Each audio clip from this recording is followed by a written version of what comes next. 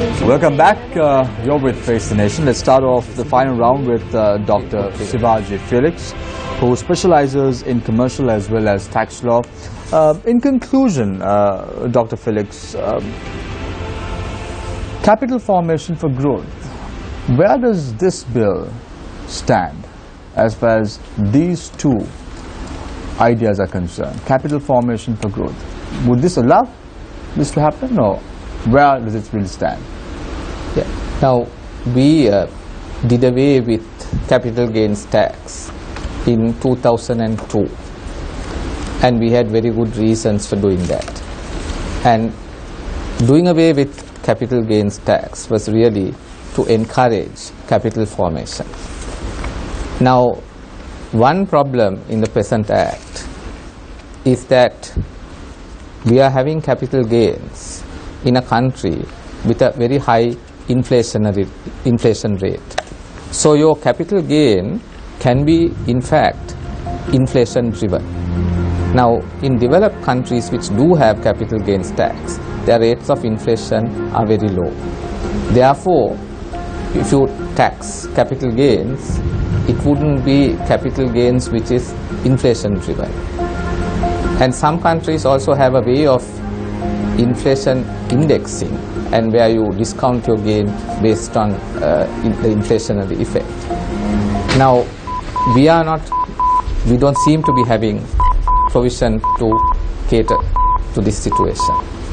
The other issue is that we are also having exchange rate volatility, and one might have a capital gain but not a capital gain in dollar or sterling or euro terms. So one will come and invest funds here, and when you exit you might have a capital gain in rupees, but when you convert it into the foreign currency you might not have a capital gain. So by having capital gains, you will actually deter people bringing their funds in here.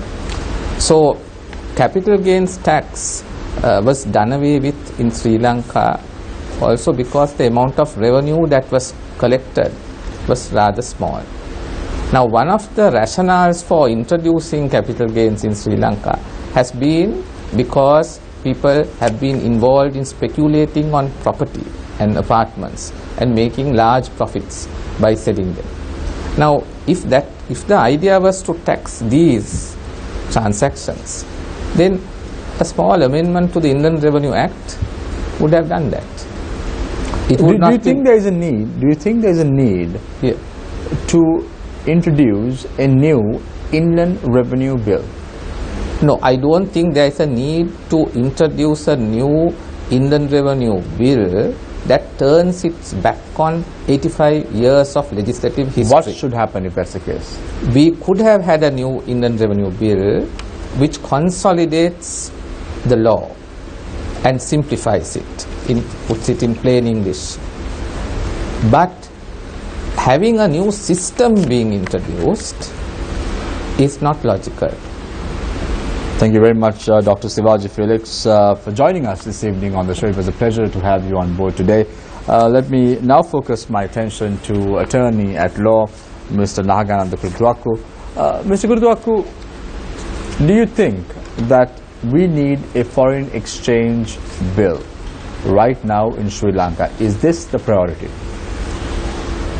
When there is no rule of law in this country, as I said before, you cannot deregulate all this. I mean, this kind of now foreign exchange, I mean, money, gold, everything is now deregulated, and the minister is given absolute power over the monetary board, and as well as in the appeal board, as suggested by this bill, the appointing authority and the office, and the minister is empowered to appoint the people concerned in the appeal authority and to do away with it as well.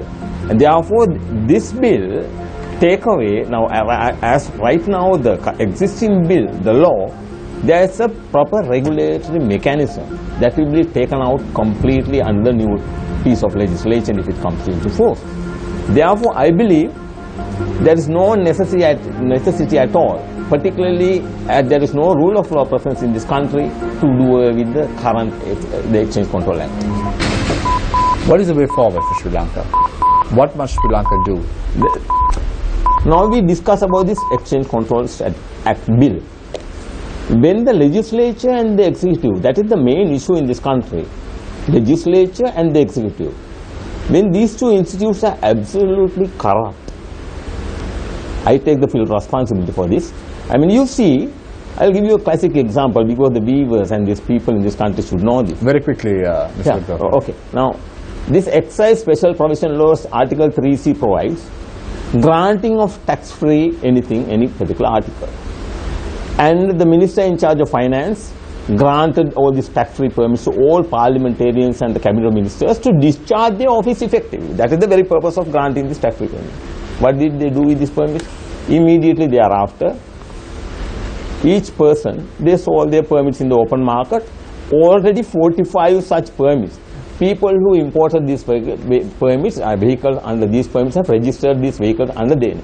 For each vehicle, see the amount of revenue loss, 33.5 million for each vehicle.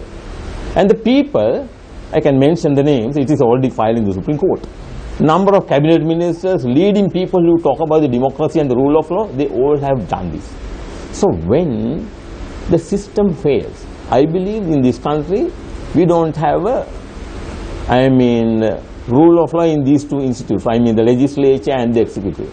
So when these two institutes are failed, there's a huge burden in the judiciary to enforce the rule of law. When that also taken away with this Constitutional Council, where the citizen of this country stands. Where does the citizen of the country stand? Thank you very much, attorney at law, Mr. Lanka, who is also a public interest litigation activist. Thank you very much for joining us this evening. In conclusion, Mr. Jayaratne, where do you stand? Do you think that this is a time that we need a foreign exchange bill? Is this a time that we need an inland revenue bill? Has the government really got its priorities right at this moment of time? I would suggest that these two bills be published and be a part of a debate, even if it is got to be late. Because there are some good points which can be made out of these. We need to increase our GDP to tax to GDP ratio up. We need to get exchange control administrative things if they are making way to growth, to take them out. But some of these provisions, I'll just quickly name 3 provisions which really worry me. First is section 7, which Sonali mentioned. Minister shall, in consultation with the monetary board, word is consultation, and with the approval of the cabinet, can allow any class of persons to take away foreign capital transfers are allowed. It says, taking into, minister shall have regard. Now whether that's a compulsory thing, I do not know. When you say regard, the conventions, the UNCAC conventions, the corruption convention, does he have to look at it? And then it goes on to say authorization of the monetary policy of Sri Lanka affecting stabilization. So if the central bank's view, does he have to abide by that? Now these are very worrying features, as much as the persons who are entitled to authorize to get information from authorized dealers, according to the way I read it, maybe I'm wrong, is only central bank officials. I think there might be another view, so I will not go into it. Thirdly, investigations to be completed within 6 months. If you need to get a mutual legal assistance from another country towards the inquiry, you can never complete an inquiry within 6 months, but Dr. Felix said the law might allow long. So I think there is a need for, all I want to say in conclusion, both these bills should not be rushed for the sake of rushing. Specifically, we must also look at what is going to be applicable in the financial city, where everything is going to be new. In relation to both these bills, before they are adopted, let us have total transparency of what the policy as far as the financial city is concerned, what is the policy as far as the rest of Sri Lanka is concerned, and what is the policy that will bring investment job opportunities, return of our people, and most importantly, inclusive and sustainable growth for the benefit of this country. Mr. Jaratna, before I let you go for the evening, one final question. I'm going to give you 30 seconds. You said that you have a plan for Hambantota, and then you stopped there. What's your plan for Hambantota? Well, I have given an alternative option. I mean, there might be very many. What I'm saying is, again, no point telling mine. Mine is just one option. My option was give them 49% to the Chinese, give them profit margins and a special royalty during first 15 or 20 years. We want their majority stays with us. Government can take about 30% and 20% can be taken by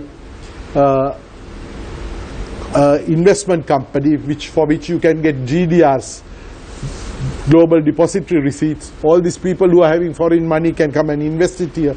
Local private sector can invest it here. Let's do a proper PPP in this connection. That's my suggestion to the government. So there might be very much more opportunities to do things, but my disagreement is to use debt to value a business. They tried to do this with Norat Chole, and some of us in the civil society stopped it with the last government. Let us not value a business with land and everything on the value of debt. Thank you very much, Mr. Chandra Jaratna, for joining us this evening. Thank you very much again, Attorney at Law, Mr. Nagahananda Kuritwak, for joining us this evening. Thank you very much, Mr. Chandra Jaratna, for joining us this evening, as well as Dr. Sivaji Felix for joining us this evening and enlightening our viewers about the proposed foreign exchange bill as well as the proposed inland revenue bill. Thank you very much, Nadeem. Thank you very much, Sonali. Thank you very much, Charita. Thank you very much, Farhaz, for joining us this evening. Tomorrow morning, Newsline, 7 a.m.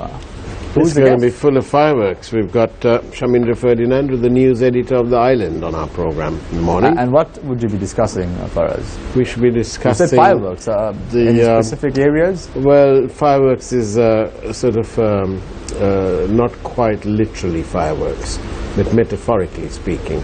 And so what are the areas, Farhaz? We are going to be discussing only one thing that's worth discussing, and which is the tragic events at Miftamulla, and why this government haven't declared it a national disaster, why they haven't flown the flags at half-mast, why they've not put all their celebrations on hold, and why they're so Asperger's syndrome-like towards the plight of those people in Miftamulla. Thank you very much, Faraz. Looking forward to it tomorrow morning. Please wake up in the morning and watch it.